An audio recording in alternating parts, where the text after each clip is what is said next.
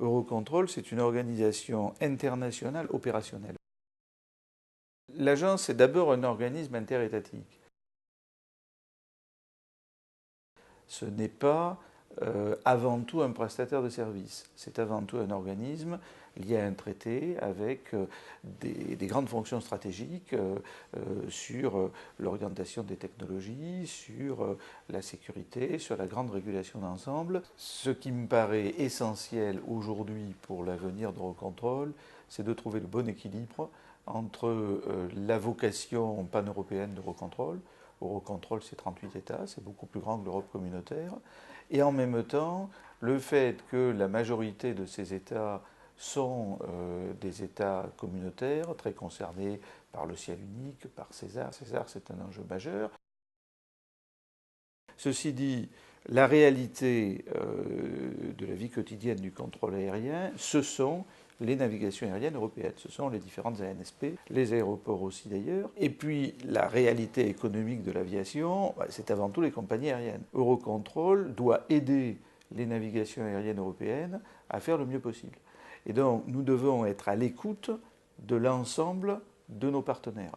Et le fait qu'on ait créé la NS Board dans les instances de gouvernance d'Eurocontrol est vraiment fait pour ça. Moi, je crois que les grands enjeux qui sont à la base du projet de réforme sont très justes. Qu'est-ce qu'on trouve dans ce projet de réforme?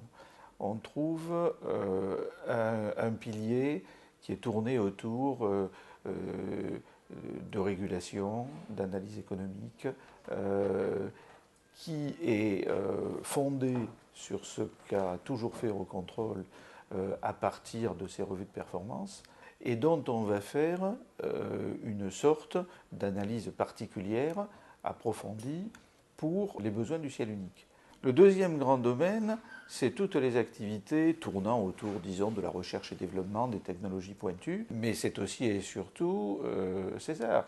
Il est complètement évident que César ne s'arrêtera pas aux frontières de l'Europe communautaire parce que c'est d'un intérêt très général. Et puis le troisième grand enjeu, c'est toutes les activités de réseau.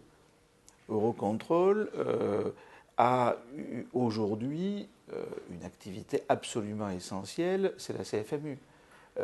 Grâce à la CFMU, il y a relativement peu de retard dans le ciel européen.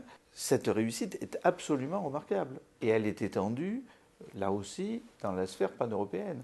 Il n'y a pas d'autres régions du globe qui ont quelque chose d'aussi réussi que la CFMU. Donc moi je crois que ces trois piliers-là sont à la fois au cœur de l'actualité et du futur de la régulation de l'aviation et peuvent parfaitement trouver leur équilibre et communautaire et pan-européen. Eurocontrol se trouve à la pointe du progrès, là aussi en assurant sa continuité historique et en prenant en charge un grand programme européen. J'ai vraiment un message d'admiration, de remerciement et puis de confiance dans l'avenir parce que les changements que nous envisageons ne vont pas être un changement de la culture d'Eurocontrol. Et j'ai toute confiance dans la capacité de cette organisation qui a déjà énormément changé depuis sa création à continuer à être à la pointe de la navigation aérienne en Europe.